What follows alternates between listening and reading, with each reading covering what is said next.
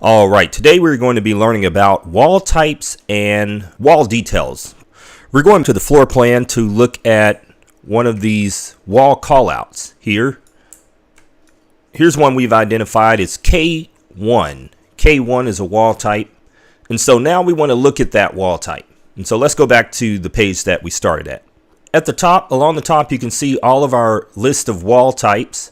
And as you zoom in here, it identifies them with those diamond shapes that we saw on the previous sheet. And the one that we were looking at was K1. So I'll show you how to look at these wall types. So now you can see there are 3 different K types of walls, and it identifies them there. This one, the K1 we were looking at, says it has abuse-resistant gypsum board wall as shown. Versus, if you look at K2 for instance, this is the same, although this is with 6-inch metal studs. You can look here at the detail for the first wall type. This is for the 3 5/8 metal studs, as is shown in the detail right there.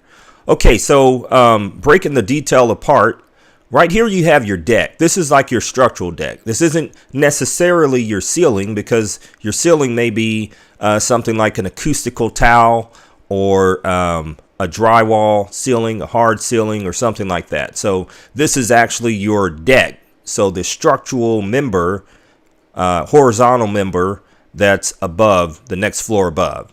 All right, so it's showing that the wall, the stud, is going all the way up to the top of that. All right, so zooming in on it a little tighter, we can pretty much break down all of the materials that go into this wall assembly. This whole thing is a wall assembly, right? Okay, so you've got here your metal studs, 3 5/8 inch. That's a typical wall stud that you see most places, right? And it's showing that the metal studs are spaced 16 inches on center. All right, so every 16 inches, you hit the dead center of a stud. That's the on center part, right? Okay, so that's what is showing there. Then you have this this kind of like crazy eights sort of deal right here that is showing. And so this is your sound attenuation blankets, basically your insulation. But this particular type of insulation also doubles as a buffer for sound between the walls. You know, a good example would be like a hotel room. You'll obviously want to have maybe some heavy duty sound attenuation blankets.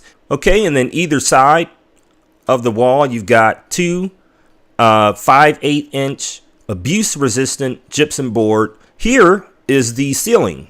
It's showing that there's a unknown space between the deck and the ceiling here. So there's, you know, could be a few inches or could be a few feet. Who knows?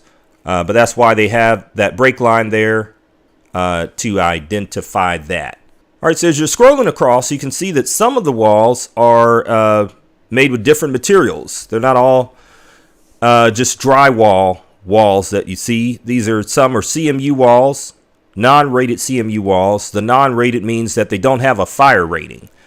These are not walls meant to protect you from a fire if a fire were to occur on either side of this wall. But if you zoom into this detail here, it does say that you would fill the flutes in the steel deck, with a non-combustible smoke seal material. So this is going to keep smoke from being able to travel between one space to the other. So those are some of the details that are identified there. You see some of the wall details have a combination of CMU, and you also have your 2 layers of staggered gypsum board. So for this video, I don't mean for this to be too advanced. So we're just going to look at what appears to be just a typical non-rated stud wall that goes all the way to the deck, just similar to the K type that we were looking at.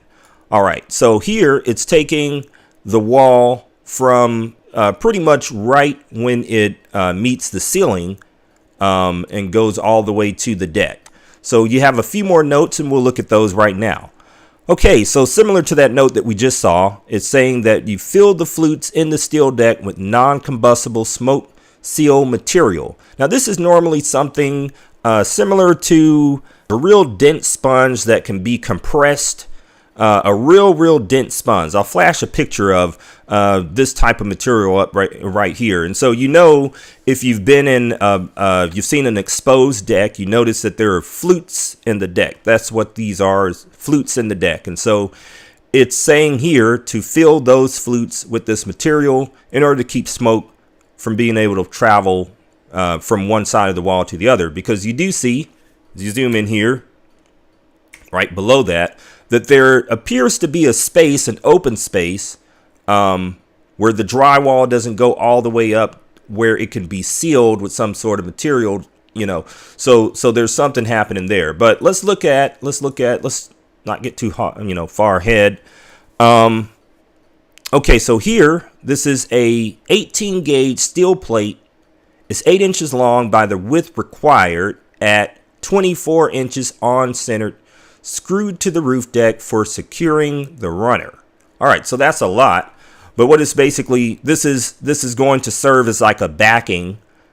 And so it's securing this deflection track system. That's going to allow for 1 inch deflection unless noted otherwise, approved by metal stud manufacturer. Here it's identifying your gypsum board. Do not attach to deflection track.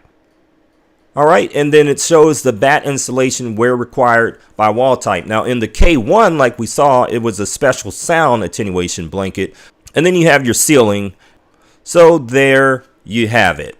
Now we usually look at the typical notes first, but I guess I kind of switched it around and did it second. So let's look at some of these typical wall type notes and see if we can identify anything that might help you in the future. Well, one I want to point out here is number 8. It says, typical gypsum board / stud wall partition shall be type 3/5/8 inch metal studs at 16 inches on center with 5/8 inch abuse resistant gypsum board unless indicated otherwise by wall type symbols, wall sections, or other details. So this is your typical gypsum board. And it looks like the abuse resistant gypsum board is applied to all of the walls, all of the typical walls. Well, there are actually a lot of notes over there, and that could make for a very long video, so I don't want to get too much into that, but hopefully this has been enough information to set you straight about wall types and wall details. Catch you next video. Peace out.